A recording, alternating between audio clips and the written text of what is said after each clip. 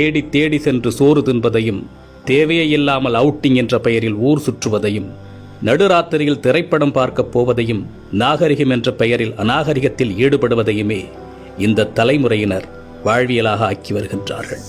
உணவு திருவிழா என்று அறிவித்தால் காசையும் கொடுத்துவிட்டு தட்டை ஏந்தி கொண்டு யாசகம் கேட்பது போல் வரிசையில் நிற்கின்றது சமூகம்.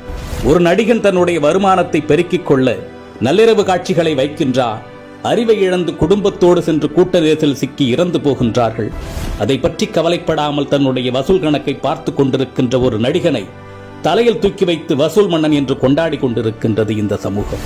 பேசத் தெரியாத குழந்தைகளின் கையில் அலைபேசியை கொடுத்து அதை பெருமையாக பார்த்து ரசிக்கின்றது சமூகம். இரவு 2 மணிக்கு மிட்நைட் பிரியாணியை குடும்பத்தோடு சென்று சாப்பிடுவது கௌரவமாகிவிட்டது. நீங்கள் உங்கள் குழந்தைகளுக்கு உணவு கொடுக்கவில்லை, ஸ்லோ பாய்சன் கொடுக்கின்றீர்கள். உங்கள் தலைமுறையை மலடாக்குவதற்கு மருந்து கொடுத்து கொண்டிருக்கின்றீர்கள்.